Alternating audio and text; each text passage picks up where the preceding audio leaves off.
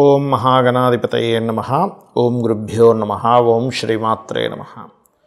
అరుణాం కరుణాతరంగితాక్షీం ధృతపాశాంకుశపుష్పబాణచాపాం అనిమాదివిరావృతాం మయూకైః అహమిత్యేవ విభావయే భవానీం. శ్రీమాత్రే నమః.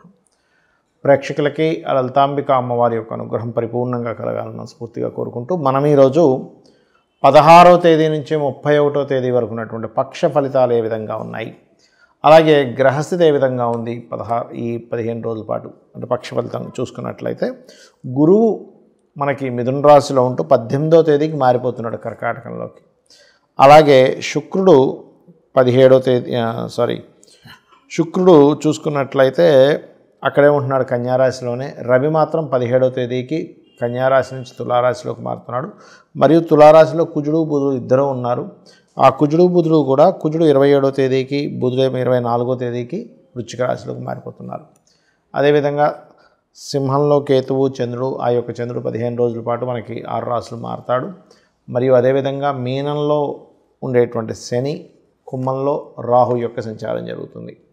ఈ యొక్క గ్రహస్థితిని అనుసరించి 12 లగ్నాల వారికి, లగ్నం తెలియని వారి రాశి నుంచి కూడా చూసుకోవచ్చు ఎటువంటి ఫలితాలు ఉన్నాయి, ఏ విషయాల పట్ల జాగ్రత్త వహించాలనేటువంటి విషయాలు మనం తెలుసుకుందాం. అయితే చెప్తుంది నేనైనప్పటికీ ఈ విషయాలు సాక్షాత్ అమ్మవారిగా భావిస్తూ ఒక్కొక్కటిగా తెలుసుకుందాం. మీనం వారికి కనుక చూసుకున్నట్లయితే మీనరాశి వారికి ప్రధానంగా ఇక్కడ రాస్యాధిపతి అయినటువంటి గురువు ఎవరైతే ఉన్నారో పంచమ స్థానంలోకి వెళ్ళడం వల్ల గురుబలం పెరుగుతుంది ఈ పక్షంలో. కాకపోతే అక్కడ గురువు కేవలం 25 రోజులు మాత్రమే ఉంటాడు, తర్వాత మారిపోతున్నాడు. అదేవిధంగా కొంత బిజినెస్ డీల్స్ విషయంలో కొంత ఘర్షణ వాతావరణము ధనపరంగా, దాని తర్వాత లాభాలు కూడా వస్తాయి, అందులో ఎటువంటి సందేహం లేదు. కాకపోతే ఎవరితోనైనా డీల్స్ కుదుర్చుకునేటప్పుడు 3వ అధిపతి 7వ స్థానంలో నీచంలో ఉన్నాడు కాబట్టి డీల్స్ కుదుర్చుకునేటువంటి అంశంలో కాస్త జాగ్రత్తగా ఉండండి.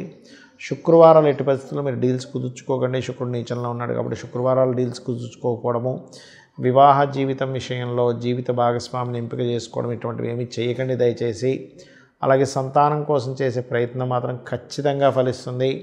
బుధవారాలు మంగళవారాలు వాహనం మీద వెళ్ళేటప్పుడు కాస్త జాగ్రత్తగా ఉండండి. అలాగే ఇక్కడ ఈ సప్తమ స్థానంలో శుక్రుడు మారే వరకు అంటే ఆల్మోస్ట్ ఆయనకు 20-25 రోజులు ఉంటాడు.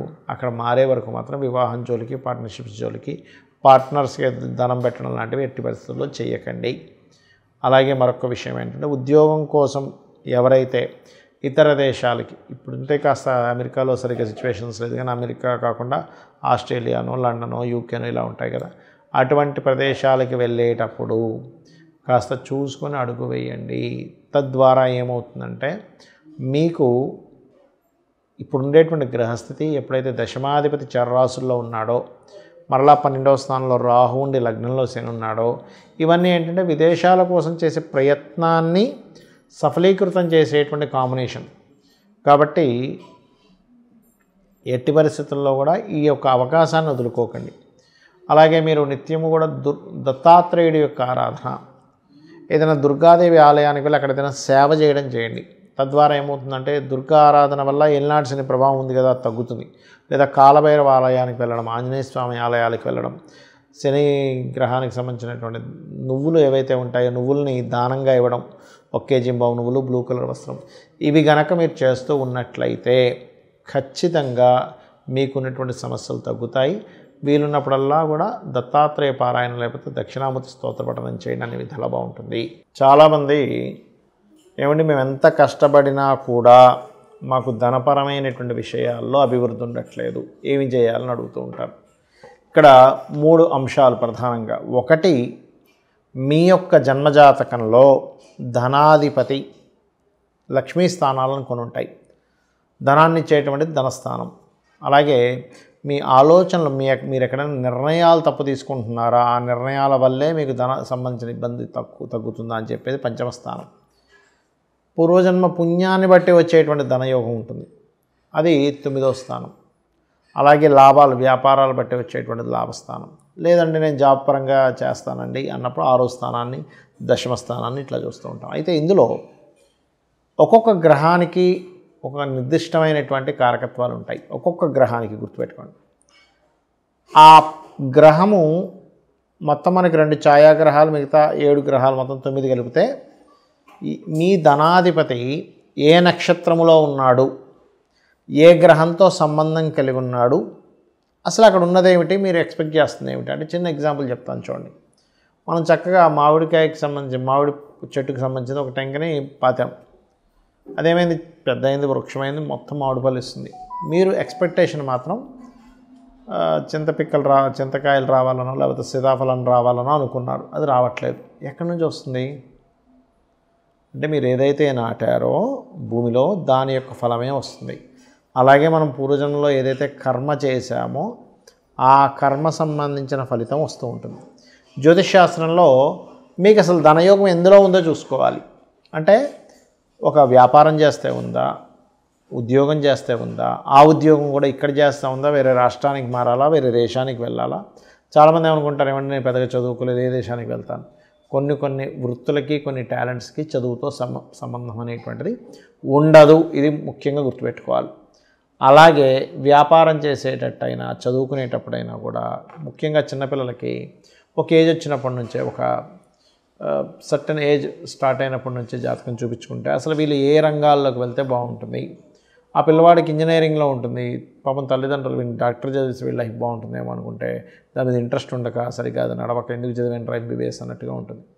ఇంకొంతమందికి ఫ్యాషన్ దాని మీద ఉంటే వాళ్ళు వెళ్ళి ఇంకో డాక్టర్ చదువుతూ ఉంటారు. అట్లా ఏంటంటే అసలు మొట్టమొదటిగా మన జన్మజాతకంలో అసలు ఏ యోగం ఉంది. అందరికీ కూడా ఆర్థికమైనటువంటి ఇబ్బందులే 90% ఉంటాయి. మిగతా అంతా కూడా ఏంటి, ఆరోగ్యం అనుకోండి, మిగతా మ్యారిటల్ ఇష్యూస్ అనుకోండి, ఇవన్నీ దట్ ఈస్ డిఫరెంట్ థింగ్.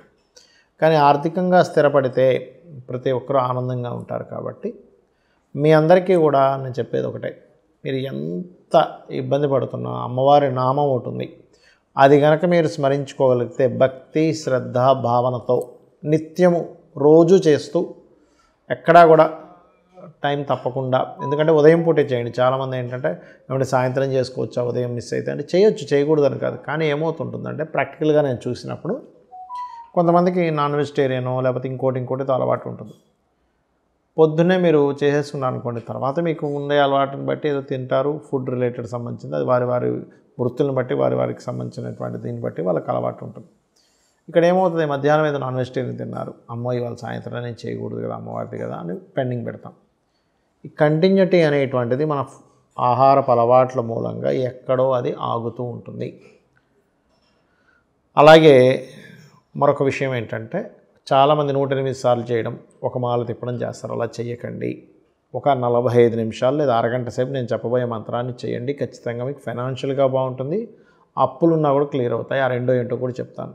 ఒకటి, ఓం ధర్మాధ్యక్ష ధనాధ్యక్ష ధనధాన్య వివర్ధినియే నమః. ఇది మీరు పలికేటప్పుడు ఆ భావన కనెక్ట్ అవ్వాలి. ధర్మాధ్యక్ష అనగానే ఆ ధర్మాన్ని అధ్యక్షురాలు నీవేక తల్లి. ధనాధ్యక్ష ఈ విశ్వంలో ఉండేటువంటి ప్రతి ఏదైతే మనీ ఫామ్లో ఉందో, మనీ అనేటువంటి పవర్ ఫామ్లో ఉందో అంతటికీ అధ్యక్షురాలు నువ్వేక తల్లి.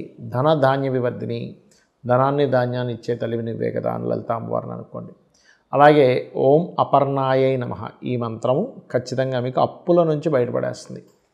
అప్పుల బాధల నుంచి బయటపడగలుగుతారు. అంటే క్యాలిక్యులేషన్ అనేది స్టార్ట్ అవుతుంది. ఎలా చేయాలి, ఎలా అప్పు తీర్చుకోవాలి, నాకు ఉన్నటువంటి అప్పు ఎలాగా అనే దాని మీద మనకి అర్థమవుతూ ఉంటుంది. ఈ 2 నామాలు రోజు చేయండి. 100% మీకున్నటువంటి అప్పులు తగ్గడము, మీకు ఫైనాన్షియల్గా గ్రోత్ పెరగడం జరుగుతుంది. మీరు అనుకోవచ్చామండి ఇవన్నీ నేను ఇంట్లో కూర్చుంటే చేస్తే అవుతుంది. ఇంట్లో కూర్చుంటే చేయడం కాదు, మీ పనులు మీరు చేసుకుంటూ మీ ప్రయత్నాలు మీరు చేస్తే ప్రయత్నమే భగవంతుడు, ప్రయత్నమే అమ్మవారు. గుర్తుపెట్టుకోండి. ప్రతి ఫామ్లోని ఒక్కొక్క రూపంలో, ఎనర్జీ రూపంలో అమ్మవారు ఉంటుంది. ఇది మీరు చేసి మీ అందరూ తరించాలని మనస్ఫూర్తిగా కోరుకుంటూ శ్రీమాత్రే నమః.